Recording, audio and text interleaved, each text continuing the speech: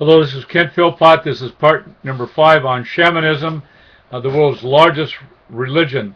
One of the reasons why I tend to identify Wicca and shamanism is over the idea of journeying. It features very prominently in both Wicca and shamanism. And so beginning this part 5 with the section called Journeying, a Core Shamanistic Practice. Shamanism and Wicca clearly intersect and have a great deal in common when it comes to the concept of journeying. In shamanism, the journey is to the lower, upper, or middle worlds, and the destinations are based on the structure of the universe based on the world tree. Again, the leaves represent the upper world, the trunk down to the ground is the middle world, and the roots are the lower world. The journey begins only when the shaman is in the trance state. Any number of techniques can be used to enter the altered state of consciousness: a dance, drumming, chanting, meditation, hallucinogenic drugs, breathing techniques, often accompanied by infusions of tobacco, and so on.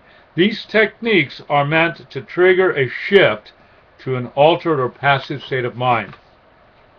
A power animal, like an eagle, may be the form of transportation, and the reason for the journey usually has something to do with the healing or the solving of a problem for an individual or the community. Once in one of the worlds, the upper, middle, or lower, a guide is necessary once you get there. Perhaps the soul of a dead ancestor might be that guide. Then, when that occurs, the helper shows up, the journey is underway.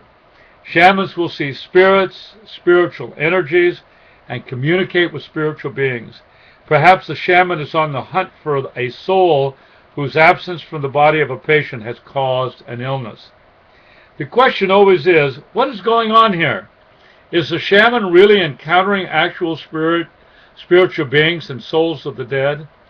Over the course of my research on this, I have found that writers like to be fuzzy on the point. That is, writers on shamanism or Santeria or Wicca, they have a tendency to fuzz the question. They'll bring it up, but then really won't take a stand directly. Some, however, will state unequivocally that it is all real, all the while only occurring in the mind or head of the shaman or Santeria or witch, etc.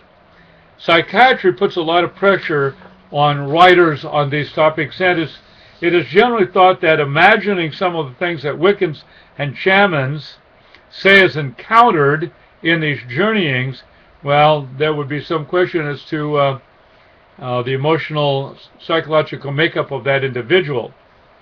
I want to talk about shamanism in North and South America fairly briefly. Some of the writers will divide the world up into various sections and sectors and speak of shamanism in those areas. And as I've looked at that material, particularly in Iliada's work on shamanism, and reading through those long renditions of what goes on in shamanism around the world, I saw that there were such similarities that I would only focus on shamanism in North and South America, more of our immediate context. The shaman's chief function is healing. Of first importance is the discovery of the cause of an illness. Generally, two kinds of illnesses are considered: one due to the introduction of a disease-causing object, and those resulting from soul loss.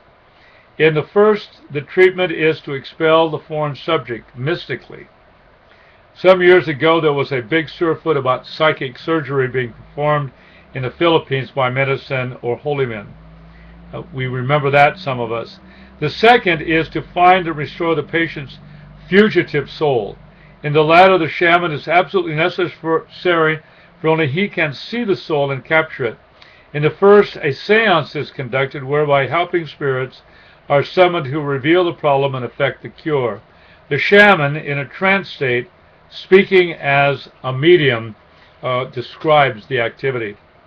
The flight of the patient's soul may be due to dreams that frighten the soul away, perhaps, or two, where the soul of a dead person, due to fear of setting out for the land of the shades, captures a living person's soul who is reluctant to get out of the land of shades alone and will prowl around the camp looking for another soul to take with him. Or person's soul strays simply from his body. When a soul carried off by spirits or the souls of the dead are to be sought, the shaman is believed to leave his body and enter either heaven or the underworld. The shaman's ecstatic journey is generally indispensable, even if the illness is not due to the theft of the soul by demons or ghosts. The shamanic trance forms part of the cure. Whatever interpretation the shaman puts on it, it is always by his ecstasy that he finds the exact cause of the illness and learns of the best treatment. The trance sometimes ends in a shaman's possession by his familiar spirits. In most cases, possession merely puts the shaman's own helping spirits at his disposal.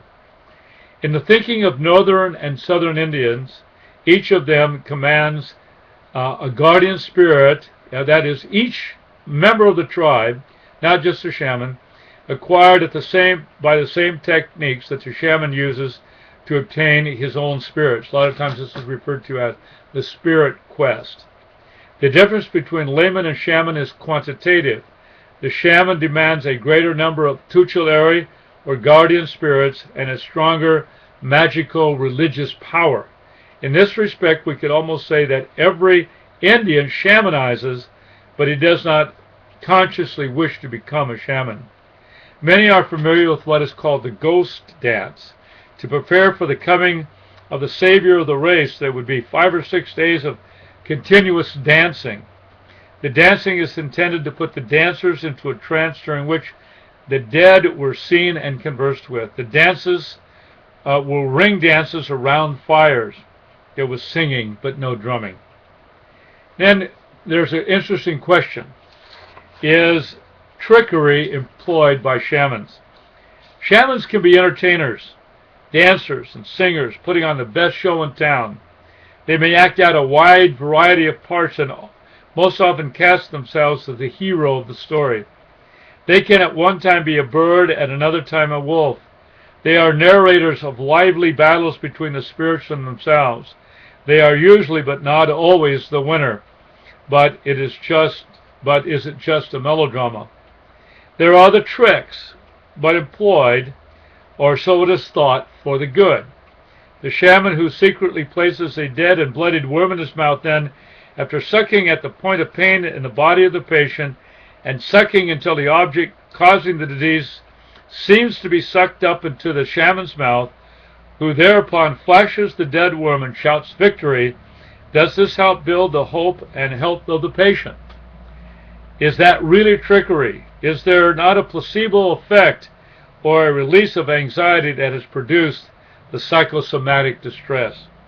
Shamans do such, but what about the journeys they take to the lower, middle, or upper worlds? Do they really escort the dead soul to the final resting place? Do animal spirits assist them and give them power? Or is it all in the mind? Is it all for real?